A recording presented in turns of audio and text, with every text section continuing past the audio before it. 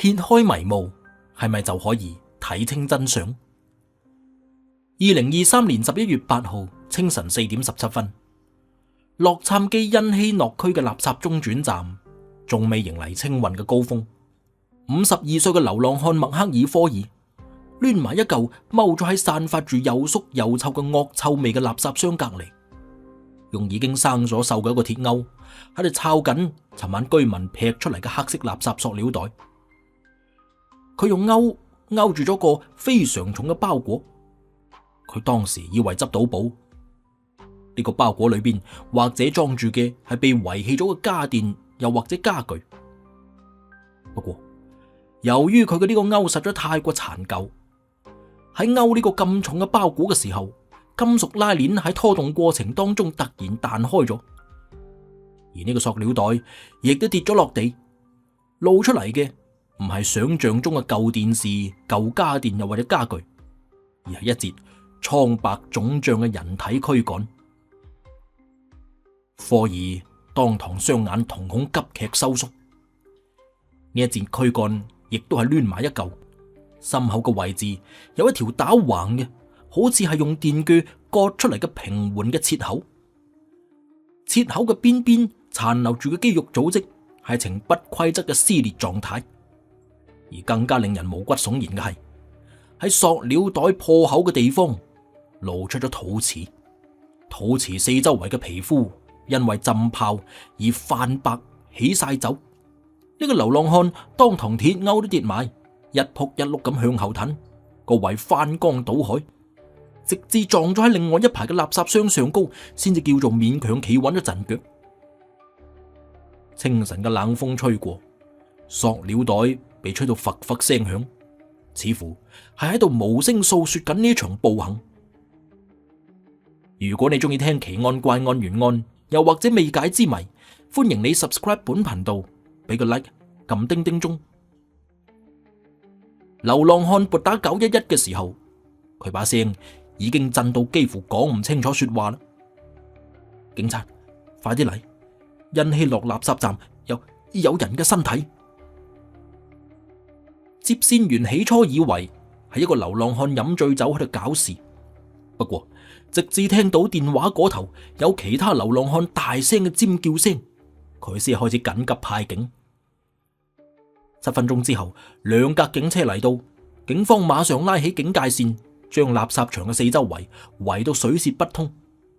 法醫初步檢驗確認，呢一截嘅軀幹係屬於一個女性，死亡時間唔會超過48個鐘頭。切口處嘅骨骼斷面顯示兇手曾經用電鋸反覆咁切割過佢嘅身體。警方好快脆發現呢個唔係第一次有人喺呢片區域發現可疑嘅包裹。睇翻監控記錄顯示，10月7號嘅晏晝3點鐘，有2個搬運公司嘅員工就曾經喺附近居民區俾個白人男子攔截住。呢個男子自稱叫做薩繆爾，提出俾$500俾佢哋，請佢哋幾個搬運幾個裝住石頭嘅舊家具袋，目的地係將呢啲舊家具袋搬到去垃圾站。根據搬運工何塞加西亞嘅證詞當中回憶話，呢個男子揸住架白色嘅特斯拉，戴住墨超同埋棒球帽，講說話嘅時候總係會下意識咁摸摸後腰。2個搬運工喺第一次抬起個袋嘅時候就已經覺得唔對路啦。佢哋覺得呢個袋裏邊嘅嘢軟賴賴，好似係肉咁，石頭又點會咁重，仲揈下揈下添。而另外一個搬運工里科門德斯就補充話，袋嘅有個角落頭喺搬運過程當中裂開咗，露出嚟嘅唔係布料同木板，而係好似皮膚咁嘅組織，同埋一細執黑色嘅毛髮。當薩繆爾遞$500現金過嚟嘅時候，其中一個搬運工何塞加西亞突然留意到袋嘅破口位隱隱約約有個肚臍咁嘅輪廓。何塞話當時佢個頭嗡一聲響，諗翻起上周睇過嘅恐怖片，佢強行令自己鎮定落嚟，放低個袋，向呢個男子講大話，話架車超重啊，必須要馬上離開。而對方呢個白人男子薩繆爾面色就瞬間陰沉起上嚟，喺銀包嗰度再揞咗沓錢出嚟，話再加300，唔好問咁多啦咁。何塞拉住李科快步離開，上咗車之後馬上報警。而當警方趕到薩繆爾指定嘅垃圾站嘅時候，嗰幾袋黑色嘅塑料袋早就已經消失咗。而呢件事就成為咗案件最初嘅關鍵轉折點。事後，搬運工何塞喺接受採訪嘅時候依然心驚驚咁話：而家諗翻起嗰種觸感啊，真係好核突，軟腍腍嘅，似乎仲帶住有啲彈性，就好似喺超市裏邊未完全解凍嘅五花肉一樣。而嗰個男子俾佢哋嘅500蚊現金，佢哋直接劈咗喺路邊就算數。呢一次係一次被忽略咗嘅報警記錄，直到1個月之後屍塊出現啦，呢個報警記錄先至重新被警方留意到。不過呢個時候，兇手早就已經佈置咗更加多迷惑性嘅線索。嗱，呢個呢就係案件案發嘅時候嘅情況。只不過呢單案件就要從1986年嘅深冬講起，而故事嘅起點唔喺美國，而係喺中國山東嘅煙台。喺山東煙台一棟舊式嘅建築裏邊，李梅嘅喊聲為呢個重組嘅家庭帶嚟咗一種久違嘅暖意。繼父李高深係當地機床廠嘅技術員，靠住死慳死抵咁過生活，算係供李梅讀完咗重點高中。2007年，李梅得到咗加州州立大學嘅錄取通知書，而李高深呢位沉默寡言嘅山東大漢就正準備賣咗自己愛嚟養老嘅一間屋，湊齊30萬人民幣嘅學費。嗱，呢一筆錢喺當時係足夠喺煙台買3間屋噶啦。剛剛到洛杉磯嘅時候，李梅打住3份工，一份係中餐廳嘅服務員，一份係校園圖書管理員，一份係幫留學生代筆寫論文。佢凌晨4點鐘就會起身去買餸，一路去到深夜嘅時分，仲會喺圖書館裏邊複習到閉館。佢用咗5年嘅時間攞低咗市場營銷同教育學雙學位。2013年，李梅生咗仔之後，堅持繼續半工半讀。2015年就同薩繆爾結婚。當時李梅已經儲咗自己嘅第一桶金，喺蓋聖博谷創辦咗啟航留學諮詢公司，專門為中國學生申請藝術類嘅院校。根據鄰居馬莎威廉姆斯嘅回憶，話李梅呢個人呢，成日會着住燙到好平整嘅西裝，後尾箱就塞滿晒各種各樣客戶嘅申請資料，只不過都仲係會踎低幫威廉姆斯呢個隔離鄰居去執狗屎。之但係光鮮嘅表象底下係驚人嘅經濟壓力。2020年，李梅買入咗恩希諾區嘅豪宅，總價值係250萬美金，而李梅自己一個人就承擔咗75萬美金嘅首付，其中有40萬係公司嘅貸款，35萬係繼父抵押老屋宅基地嘅借款，每個月仲要還7000蚊美金嘅房貸，佔咗佢月收入嘅60%。為咗維持現金流，佢同時兼任3家華人媒體教育專欄嘅作者，甚至周末仲會去婚紗店嗰度兼職化妝。而佢老公薩繆爾嘅呢個名就從來冇喺貸款合同又或者銀行流水上出現過。呢個老公似乎只係掛咗個導演嘅頭銜，連個仔嘅學費都要李梅嚟支付。薩繆爾全名薩繆爾哈斯克爾，佢一出世就含住金鎖匙嘅啦。老豆山姆哈斯克爾係茱莉亞羅拔斯、佐治古尼等等一眾巨星嘅荷里活頂級經理人，阿媽薩拉呢係環球影業嘅前高管。不過呢個含住金鎖匙出世嘅富二代，人生嘅軌跡可以話急轉直下。2008年，21歲嘅薩繆爾因為爭執嘅時候揾棒球棍剝斷咗同學嘅肋骨，而被判致命武器傷人，緩刑3年。緩刑期間又因為非法持有槍支而被警告。而佢身上所謂嘅導演事業更加係一場笑話。佢執導嘅3部血腥 B 級片都冇獲得上映嘅機會。IMDB 頁面顯示佢嘅代表作《電鋸療養院》預算係超過12萬美金，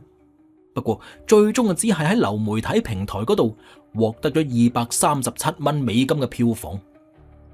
2021年，佢轉型為抱怨型嘅 TikTok 博主，發佈咗系列主題為儲咗阿瑞老婆好後悔嘅系列視頻。播放量最高嘅嗰條呢，係佢對住個鏡頭大聲咁嗌：佢賺嘅錢憑乜嘢唔俾我投資入比特幣裏邊？嗱，呢種經濟上嘅寄生行為貫穿咗佢哋兩個人嘅婚姻。間屋嘅首付係由李梅俾嘅，房貸呢係通過佢公司嘅賬戶自動扣款，甚至薩繆爾嘅特斯拉 Model X 亦都係李梅以公司用車嘅名義買翻嚟。警方搜查發現，薩繆爾近呢3年嘅銀行賬戶只有3筆錢係超過100蚊美金嘅進賬，全部都係佢老豆山姆作為零用錢咁轉俾佢。而與此形成諷刺對比嘅係薩繆爾嘅武器收藏，喺佢車庫嘅保險櫃裏邊收埋咗2支格洛克手槍、1把武士刀、3把複合弓以及定製款嘅電鋸。後尾仲證實呢支電鋸正係愛嚟分屍嘅兇器。山姆哈斯克爾嘅財富成為咗薩繆爾嘅隱形保護網。2022年，李梅曾經向閨蜜哭訴話佢鏈住我條頸啊。不過李梅喺報警之前佢係縮沙啦。李梅話薩繆爾嘅老豆可以令到李梅喺洛杉磯生活唔落去。呢種對豪門勢力嘅恐懼最終令到李梅錯失咗最後嘅逃離機會。2023年9月15號，李梅喺整理薩繆爾嘅登山包嘅時候，發現咗幾樣唔屬於佢自己嘅物品：一支 Dior 嘅唇膏、一張雙人溫泉酒店嘅收據，以及手機相冊裏邊有同陌生女子親密嘅合影。嗰日嘅晏晝，李梅坐喺屋企客廳嘅沙發嗰度，手指反覆摸住個仔嘅幼兒園接送卡。呢個動作後尾被心理學專家解讀為母性防禦機制嘅具象化。薩繆爾翻到屋企之後，面對李梅嘅質問，佢冇任何嘅辯解，反而就冷笑到話：你成日忙公司啲嘢，我搵個人消遣下咁啊點？呢場對峙最終撕裂咗成場婚姻。李梅嘅閨蜜張楠透露，李梅曾經喺微信語音裏邊哽泣住咁話，佢將聊天記錄刪晒，但係我見到嗰個女人條頸度戴住同我同款嘅頸鏈。而更加令到李梅恐懼嘅係嚟自薩繆爾嘅威脅。佢話夠膽離婚，我哋叫我老豆揾最好嘅律師。你一個中國女人想帶走自己嘅細佬，咪使旨意。嗱，呢一種離婚就相當於係冇咗個細路嘅錯誤認知，來源於李梅對於美國撫養權法律嘅片面理解。喺李梅嘅山東鄉下，嫁出去嘅女就係潑出去嘅水，有住呢種傳統嘅觀念。再加上李梅對於荷里活豪門人脈有過度嘅想象，呢兩者交織埋一齊，令到李梅陷入咗一種猶豫當中，到底要唔要離婚，要唔要走人？其實兩個人嘅日常矛盾早就已經有伏筆噶啦。李梅習慣朝頭早5點鐘起身處理公司郵件，而薩繆爾呢就中意通宵打機。李梅熱衷於社區華人嘅聚會，而薩繆爾就拒絕參加任何全部都係外國人嘅活動。鄰居曾經目睹兩個人拗過頸，李梅手揸住未清數嘅信用卡賬單，而薩繆爾就掟爛咗李梅從煙台帶過嚟嘅青瓷茶杯。呢種性格同生活方式嘅撕裂，喺出軌嘅事實被曝光之後，就演變成徹底冇辦法調和嘅衝突。2023年10月6號晏晝3點17分，鄰居最後一次見到李梅，佢喺自己屋企嘅前門院落嗰度修剪玫瑰，而阿媽黃艷香呢就攞住剛剛從超市買翻嚟嘅山東大饅頭，繼父李高深坐喺門廊嗰度抹自己嘅老花眼鏡。監控畫面顯示，薩繆爾喺當日上晝嘅9點23分揸車離開咗屋企，晏晝4點05分翻嚟。而呢個時候，3位受害者已經從監控當中消失咗。冇錯，受害者係有3個。薩繆爾早就喺案發之前準備着草㗎啦。信用卡記錄顯示，薩繆爾喺10月5號已經預訂咗洛杉磯機場附近嘅漢普頓酒店。10月6號案發當日入住。10月7號清晨，佢通過暗網買咗日本嘅單程機票，出發日期係11月28號。而呢個時間點咁啱好就係美國感恩節之後嘅假期旅遊淡季。佢咁做係想利用人流嘅高峰嚟掩蓋自己嘅行蹤。而李梅公司名下嘅嗰部白色嘅特斯拉 Model X 最終成為咗揭露罪行嘅移動證據庫。因希諾區商業街嘅監控攝像頭喺2023年10月7號嘅11點30分捕捉到關鍵嘅畫面。薩繆爾戴住黑色嘅口罩同棒球帽，將一個長大約1.2米嘅黑色塑料袋從後尾箱嗰度拖出嚟，劈入到超市後巷嘅大型垃圾箱裏邊。特斯拉嘅後窗玻璃反射出薩繆爾當時緊張嘅側面，而佢所搬運嘅塑料袋袋口呢，咁啱好露出咗一截白色嘅布料，同李梅經常着住嗰件羽絨服嘅材質係一致嘅。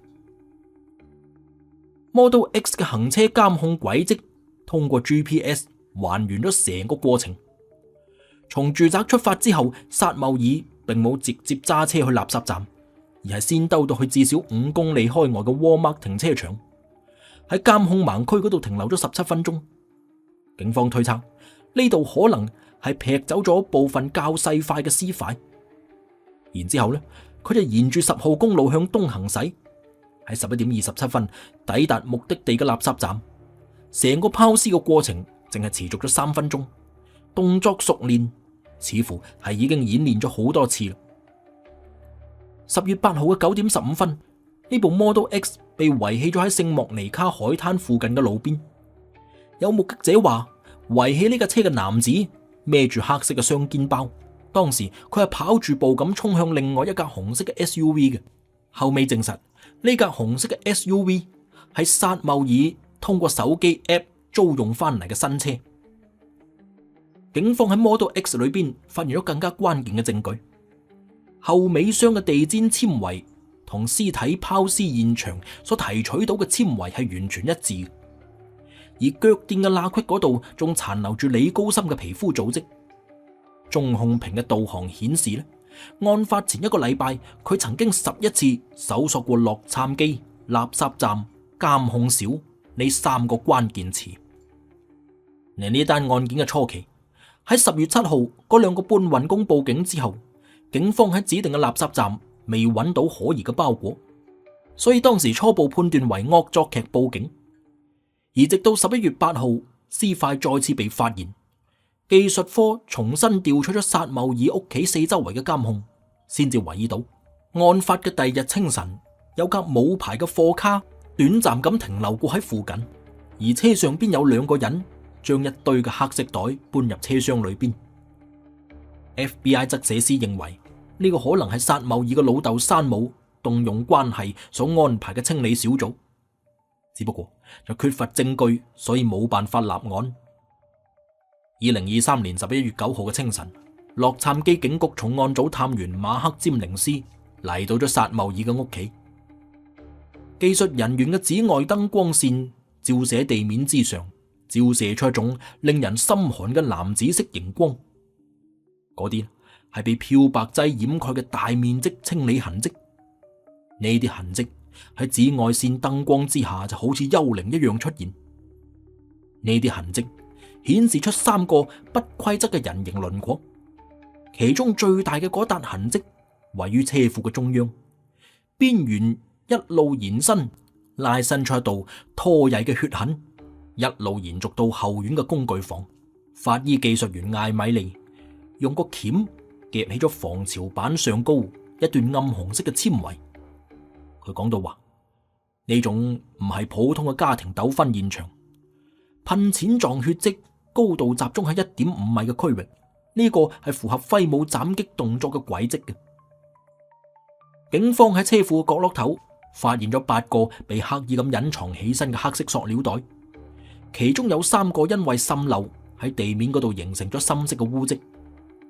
而令人意外嘅係，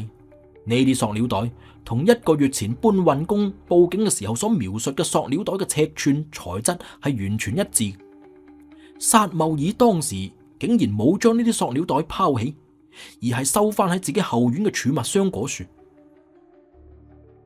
關鍵嘅物證同檢測結果有以下呢啲：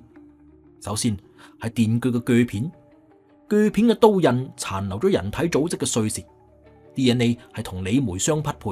而鋸齒之間嘅 U 型凹槽裏邊仲發現咗黑色嘅長頭髮。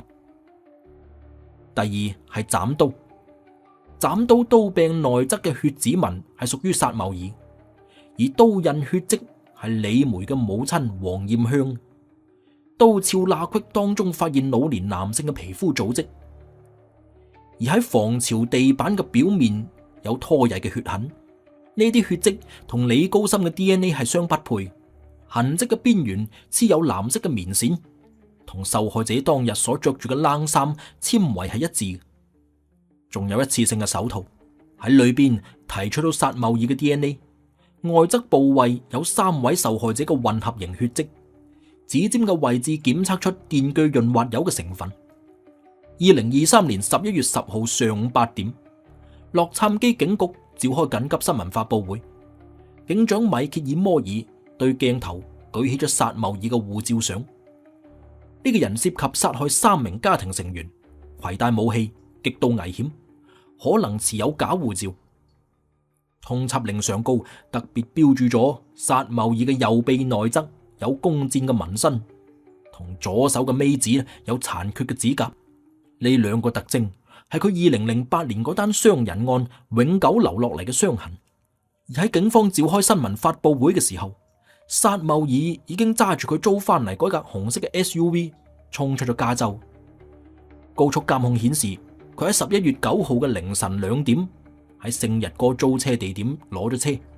刻意揀咗無需要信用卡授權嘅第三方平台。車輛嘅 GPS 軌跡呈現出詭異嘅之字形路線，順住15號公路向北行駛到棕櫚泉，然後掉頭向南，喺墨西哥邊境城市蒂華納兜圈之後又折返到亞利桑那州嘅境內。呢種反偵查嘅手段令到警方一度失去咗追蹤嘅目標。而呢一單案係經由媒體嘅狂歡推向輿論嘅頂峰。洛杉磯時報頭版頭條報道荷里活豪門血案，經紀人之子嘅殺戮盛宴。呢一篇報道引起咗輿論嘅轟動。山姆哈斯克爾被迫辭去美國全國廣播公司董事會嘅職務。而喺 social media 之上，同事件相關嘅話題出現咗超過200萬條評論。有網友抄出咗薩繆爾喺2022年嘅時候參加 party 嘅時候嘅相，佢當時高舉住電鋸嘅模型，對住鏡頭微笑，配文上寫住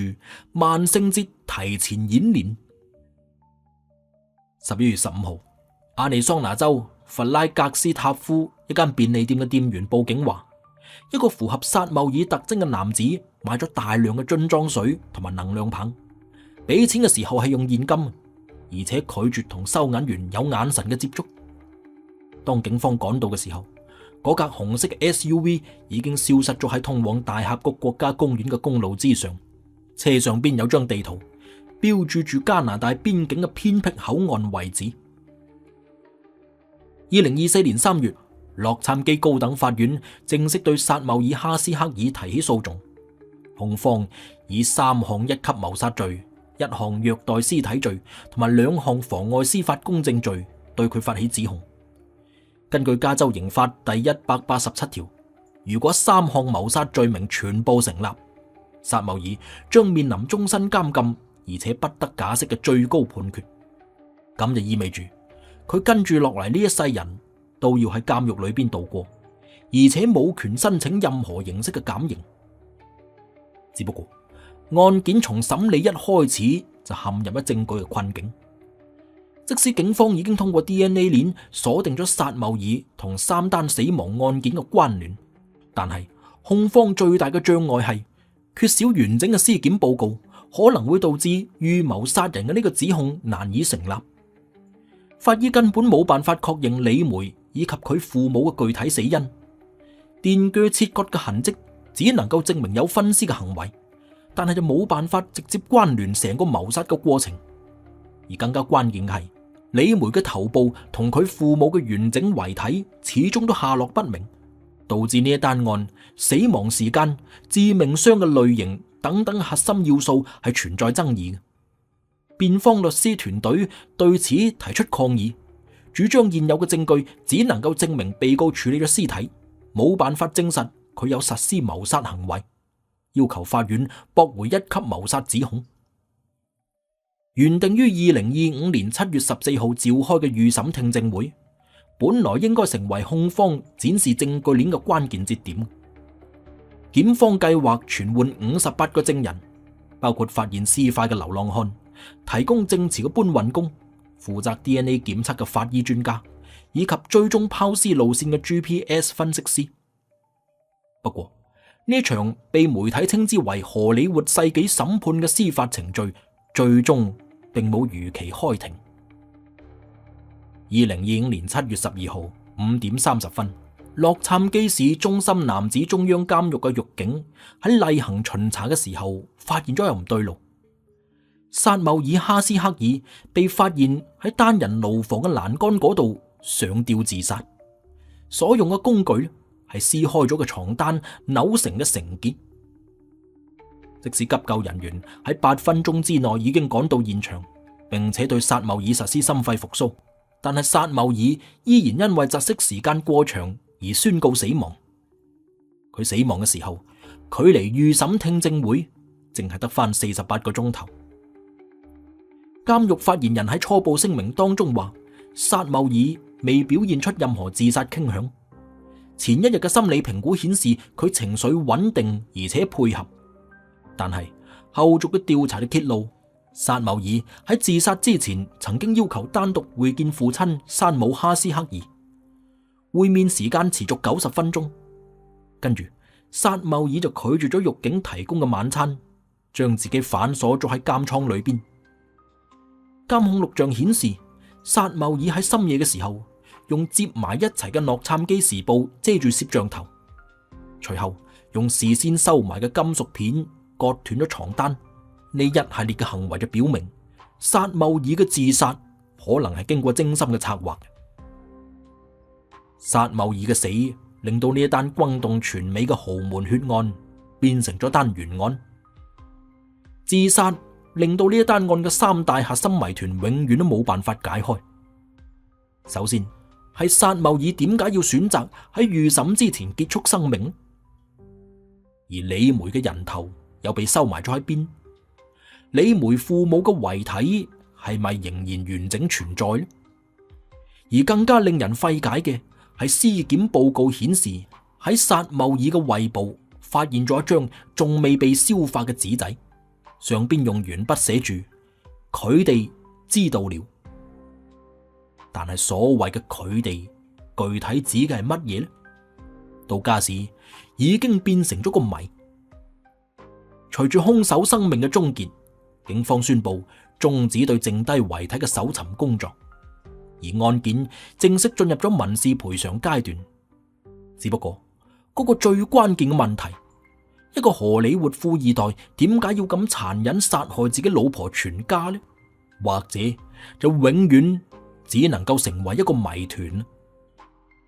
揭開迷霧，真相大白。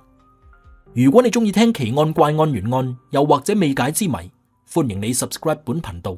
俾個 like，撳叮叮鐘。我哋下期再見。